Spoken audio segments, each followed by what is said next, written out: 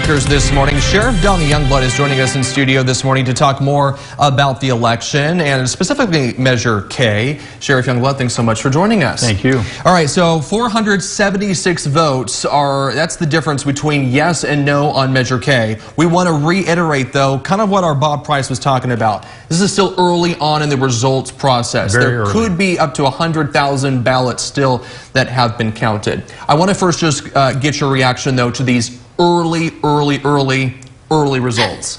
Well, we know it's going to be close. No matter how this ends up, it's going to be close. In 2018, the first results came in. We got 32 or 33%. We knew that it was going nowhere. But this is close, and this could go either way. So we're excited that we're still in the hunt for this. It's a huge thing for the organization and for the county itself. So $50 million, that's how much is expected to come into the county, extra revenue from this tax measure if it is passed. That is obviously going to have a huge impact on the sheriff's office. I want to first ask you, if this does in fact pass, and we probably won't know for several more weeks, but if this does pass, when are we going to start to see the impacts on the sheriff's office? Well, remember, the tax doesn't start until January, so the money doesn't even start coming in until January. But I think the county's willing to backfill and do some things that we want to do to extend people not to retire early, to entice people to come to work here, including pay raises to get equivalent or higher than other places. There's a lot of things we can do before the money gets here because you know it's coming. How many positions do you have open right now?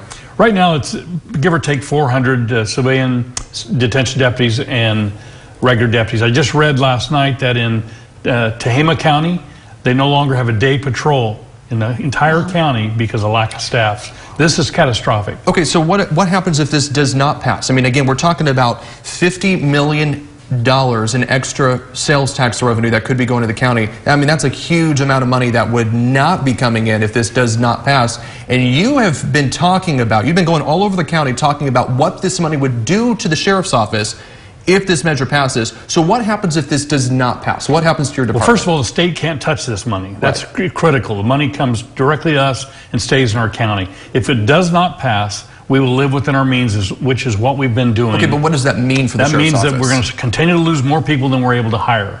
You get to a point where you can't provide police services for certain areas based on the crime rate.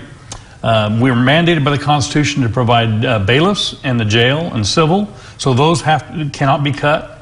Patrol can be. It's the only place you have to go. So we're really hoping that if it does not pass, the county has to decide what's a priority. And that means other departments could be hit. We don't want that. We want Measure K to pass.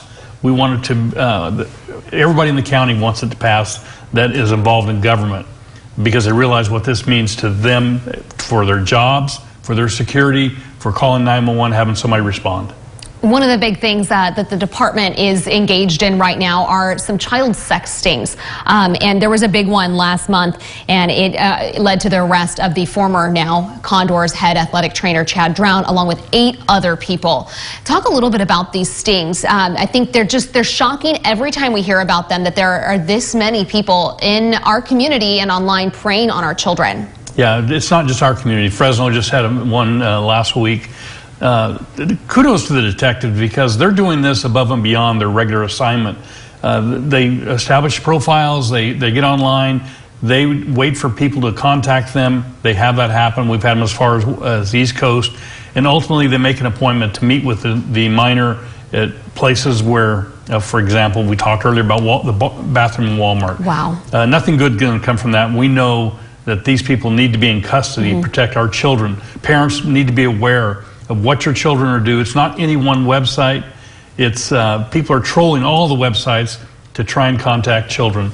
And we're seeing it over and over and again. If you're out there and you're doing this, we're going to get you because we're going to continue to do this. We were talking about, you know, the websites, and you said it's not necessarily just a dating app. Like, it can happen on places like video games where you network with other players. Yeah, they groom the child by talking about, for example, have you seen this video game? I have this video game, and ultimately they make an appointment to show them something to get them there. It's a dangerous situation. They're really brutal to these children, and children don't know better. And some of them are suspicious because they're at that age where they know it's not right, but they're not sure. I get to see this new game. There's all kinds of enticements, and it's called grooming, and it happens over a lengthy period of time. So what's your number one piece of advice for parents? Know what your kids are doing. Talk to your children about what they're doing online. Read their texts, read their information. They'll thank you for it when they're older. All right, Sheriff Donny Youngblood, thank you so much for coming in this morning. We appreciate it. My pleasure.